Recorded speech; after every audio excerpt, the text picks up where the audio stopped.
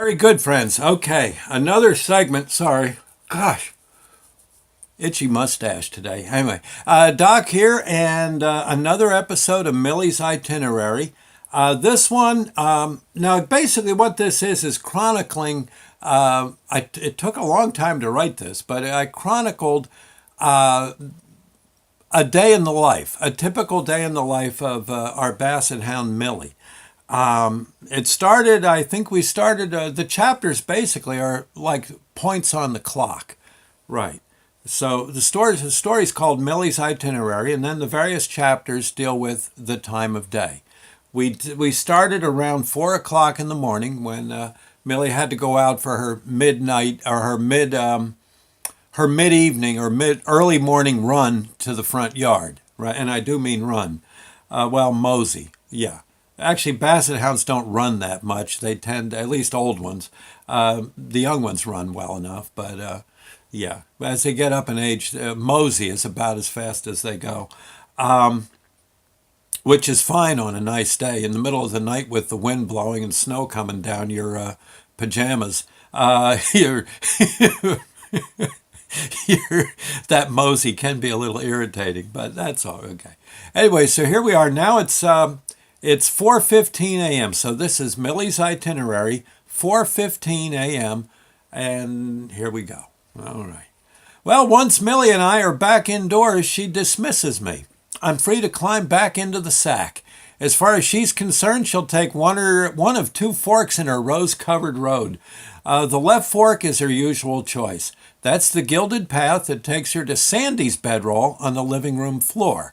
Millie will simply, oh, by the way, I don't treat Sandy cruelly at all. Sandy likes to sleep on the floor. It's a Taekwondo thing. Okay, I'm just saying. So, but okay, Millie will simply rest her head on Sandy's pillow and scrunch herself as tight as she can right up next to Mommy. Then she'll let out a happy sigh. More often than not, Millie will be out cold and snoring before I can even get to my bedroom's door. By morning, poor Sandy will be off the bedroll and the carpet, shivering on the wooden floorboards. Millie will have the entire pillow to herself. Just a little bit of her nose will be poking out from under every last cover.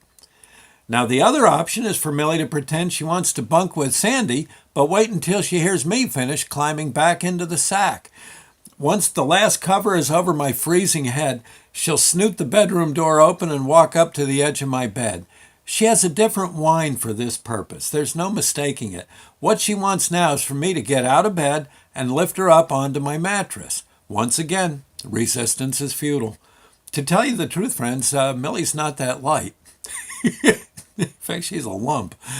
Just because she's short doesn't mean she's full of feathers. After a bit of groaning, I'll eventually get her front paws safely up onto the top to the top covers. After that, well, it's a bit of a scuffle to lift her hind legs and push them beyond the mattress edge. That's when she leaves me in the dust and peels out for the warm spot. The green flag is dropped. It's Millie in the lead. I try to make my blocking move, but I'm too slow. You'd be surprised just how fast that hound can move when she's truly inspired. Before I can even get one knee onto the mattress, she's plopped herself down right in the middle of what used to be my warm spot. In mere seconds, I've lost that precious oasis of warmth that took me hours to cultivate. The folks at My Pillow should let Millie be the spokesdog for their wonderful product. She loves that special patented fill. It knocks her out in milliseconds, leaving me to fend for myself. By morning, my iced-up rear end is hanging out from under a postage stamp's worth of blanket. My head's resting on one of my shoes. Meanwhile, there's an actual cloud of steam escaping into the morning bedroom air from a tiny vent hole between the pillow and a blanket mountain range next to me. If you look carefully into the vent, you'll see a big fat old basset nose puffing away about 1 inch from inside the opening. Stinker.